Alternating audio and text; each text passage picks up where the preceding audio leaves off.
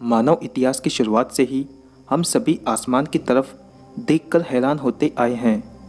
हमारे पूर्वजों के अनुमान और आधुनिक विज्ञान की मदद से हम यह जान पाने में सफल हो पाए हैं कि इस पूरे ब्रह्मांड में आखिर हमारी जगह कहाँ पर है। लेकिन खुद को जान पाने का यह सफ़र बहुत लंबा रहा। एक वक्त था जब धरती ब्रह्मांड का केंद्र मानी जाती थी और सभी का अनुमान था कि सूर्य और बाकी ग्रह धरती के चारों ओर चक्कर लगाते हैं। अगर इस पर कोई भी सवाल खड़ा करता तो उसे कड़ी सजा दी जाती थी, क्योंकि प्राचीन काल में यह माना जाता था कि इस पर सवाल खड़ा करना भगवान को चुनौती देना जैसा है।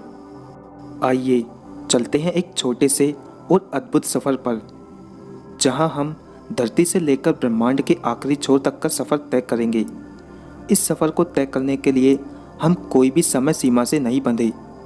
हम अपनी कल्पनाओं के आधार पर इस पूरे ब्रह्मांड में कहीं पर भी आ जा सकते हैं। इस सफ़र को शुरू करने के लिए चलिए धरती से परे चलते हैं। धरती जो हमारा घर है और हमारी जानकारी में एकमात्र ऐसी जगह जहां पर जीवन मौजूद है। लेकिन वक्त के साथ सब सामने आता गया।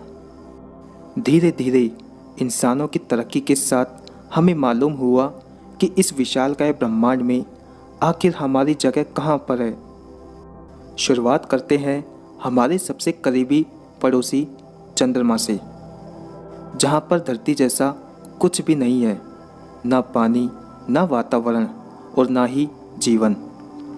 ऐसा माना जाता है कि इसका जन्म आज से करीब 4.5 अरब साल पहले धरती से मंगल ग्रह जितना बड़ा पिंड टकराने से हुआ था। उस टक्कर से निकला मलबा धीरे धीरे इकट्ठा हो गया, जो आगे चलकर हमारा चंद्रमा बना। हमारा सूर्य हमारे सौर मंडल की सबसे बड़ी ताकत है और धरती पर जीवन के लिए भी जिम्मेदार है। इसकी ग्रेविटी के प्रभाव से ही हमारा समूचे सौर मंडल टिका हुआ है, जिसकी शुरुआत मरक्यूरी यानी बुध ग्रह से होती है।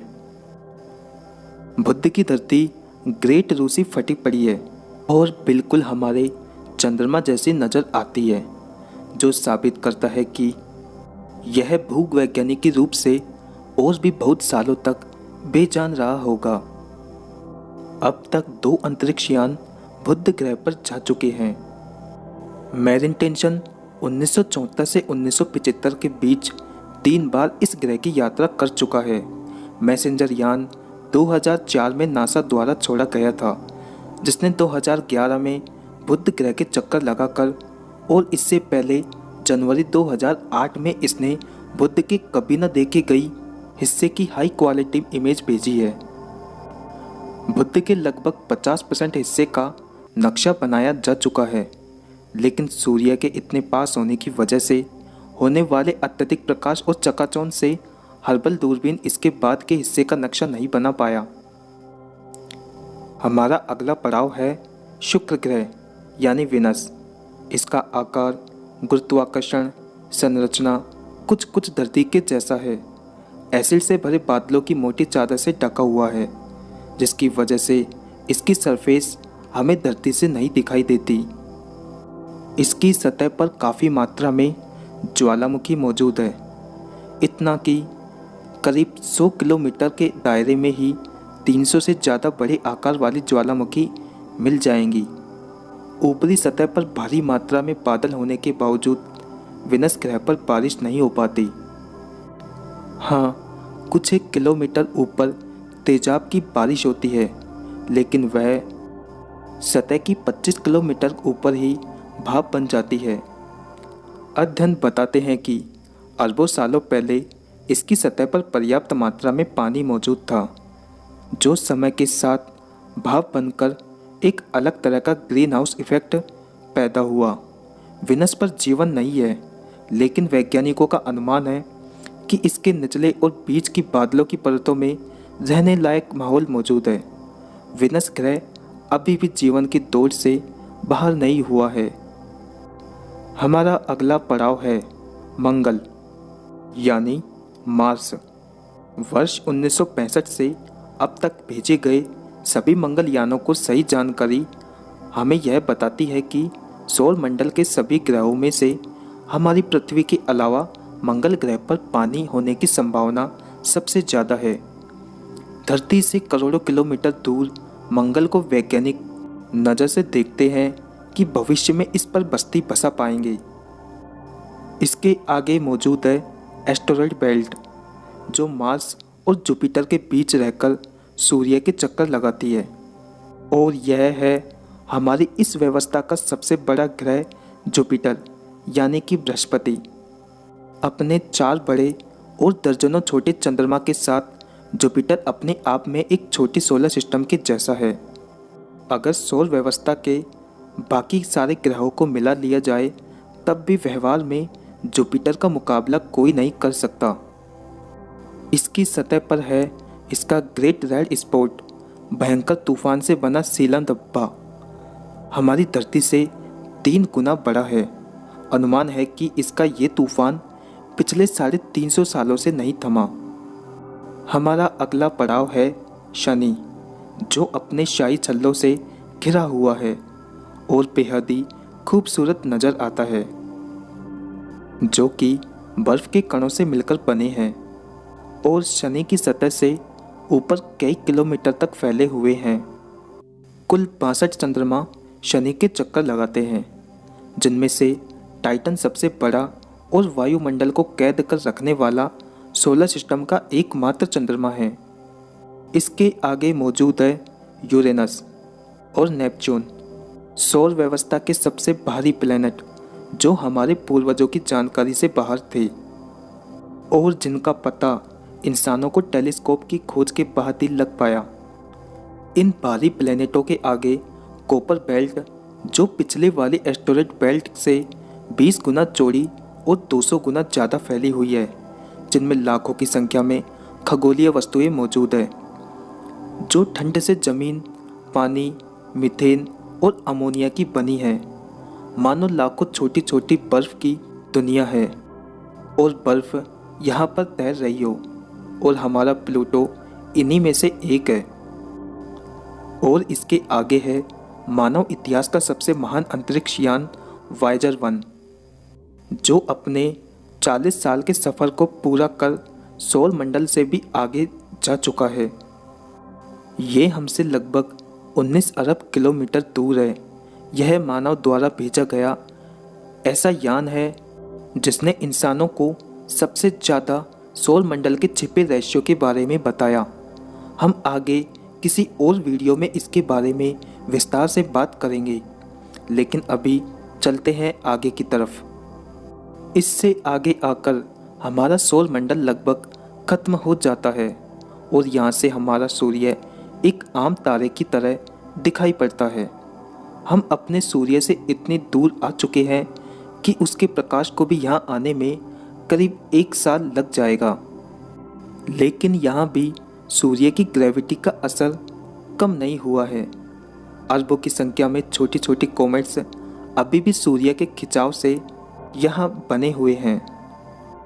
धूमकेतु यानी कॉमेट्स का वो विशाल बादल यहाँ से हमारे सौर मंडल को घेरे हुए है, जिसे हम ओर्ट्स क्लाउड कहते हैं। ये एक ऐसा विशाल बादल है जहाँ एक कॉमेट से दूसरे कॉमेट्स की दूरी करोड़ों किलोमीटर में होती है। इसलिए ओर्ट्स क्लाउड है या नहीं, इसका कोई सबूत हमें आज तक नहीं मिला है। इसका अनुमान सिर्फ वैज्ञानिक आधार पर लगाया जा सकता है। माना जाता है कि यह बादल हमारे सौर मंडल की गुरुत्वाकर्षण सीमा पर है, जिसके बाद सूर्य का खिंचाव बहुत कम रह जाता है और यहीं पर आकर हमारे सोलर सिस्टम का भी अंत हो जाता है। लेकिन हमारा सफ़र अभी ख़त्म नहीं हुआ, आगे और भी रोमांचक यात्रा जारी है। अब हम ऐसी जगह से गुजर रहे हैं जो गुप्त अंधेरे से भरी है। हम यहाँ इंसानी आँखों से कुछ नहीं देख सकते, इसलिए हमें यहाँ इन्फ्रारेड विजन की ज़रूरत है। इन्फ्रारेड से देखने पर हमें इस अंधेरे में और भी कुछ अद्भुत दिखाई देने वाला है। ये है रू प्लैनेट, एक ऐसा ग्रह जिसका कोई तारा नहीं है और जो इस अंधेरे में अकेला भटक रहा है। हमारी गैलेक्सी में ऐसे प्लैनेट की संख्या करोड़ों में हो सकती है। ये प्लैनेट परिवार के उन सदस्यों की तरह है जो अपने बनने के समय अपने साथियों से बिछड़ गए थे। ये रूह प्लैनेट ऊपर से भले ही बर्फ की मोटी चादरों से ढके हो, लेकिन इनके केंद्र में पानी का विशाल समुद्र भी हो सकता है। और क्या पता वहाँ जीवन किसी और रूप में सांसें ले रहा हो। अब हम अपने सफ़र का अगला पड़ाव ख़त्म करने के करीब हैं। हम अपनी मिल्की वे गैलेक्सी को गौर से देखते हैं। यहाँ हर चमकता हुआ बिंदु अपने आप में एक तारा है और हम हमारी गैलेक्सी में इस बिंदु पर मौजूद हैं। गैलेक्सी के केंद्र से 30,000 प्रकाश वर्ष यहाँ पर हमारे सफ़र का एक और पड़ाव खत्म होता है। अब हम अपने घर से इतनी दूर आ चुके हैं कि प्रकाश को भी यहाँ आने में हजारों साल लग जाएंगे, लेकिन हम यहाँ से अपने पड़ोसी गैलेक्सी एंड्रोमेडा को देख सकते हैं। वैज्ञानिकों का अनुमान है कि हमारी मिल्की वे और एंड्रोमेडा गैलेक्सी बहुत तेज़ी से एक दूसरे की तरफ बढ़ रही है और करीब 4 अरब साल बाद यह आपस में टकरा जाएंगी। इसी ही ढेरों छोटी बड़ी गैलेक्सी मिलकर एक लोकल ग्रुप बनाती है। इसकी तादाद इतनी ज़्यादा है कि हम यहाँ से अपनी गैलेक्सी को ढूंढ भी नहीं सकते। लेकिन अगर आप इसे देखकर हैरान हैं तो यह जानकर आप दंग रह जाएंगे कि हजारों लोकल ग्रुप्स मिलकर एक सुपर क्लस्टर बनाते हैं। एक सुपर क्लस्टर में ऐसे हजारों लोकल ग्रुप हो सकते हैं और यहाँ आकर हमें जो प्रकाश का छोटे से छोटा बिंदु दिखाई पड़ता है वह अपने आप में एक पूरी गैलेक्सी है, जिसमें हर गैलेक्सी में अद्भुत तारे जमा हैं।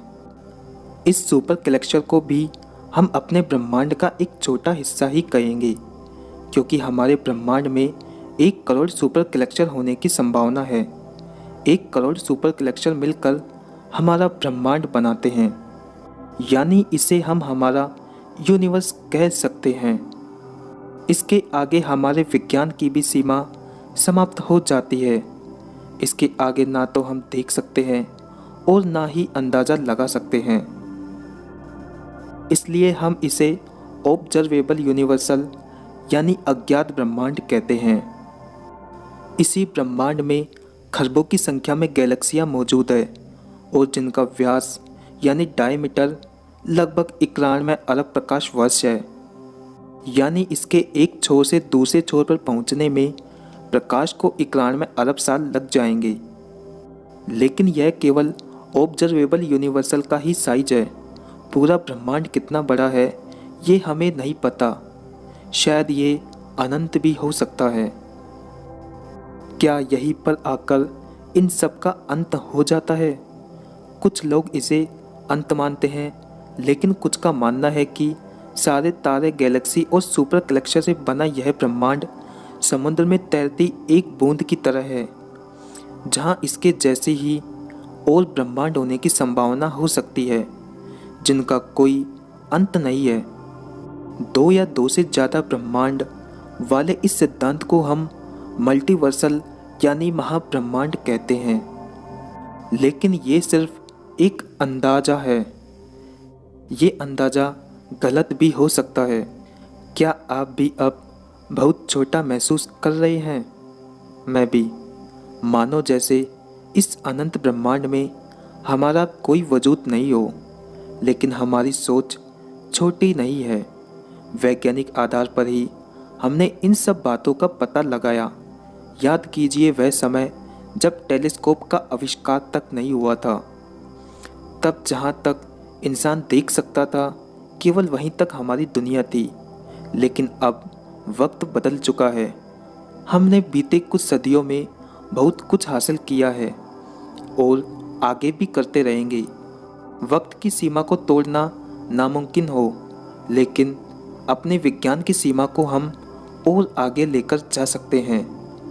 अब नहीं तो कुछ 100 साल बाद हम ब्रह्मांड के कुछ और राज जानने में सफल जरूर होंगे। दोस्तों, आज के लिए बस इतना ही। धन्यवाद।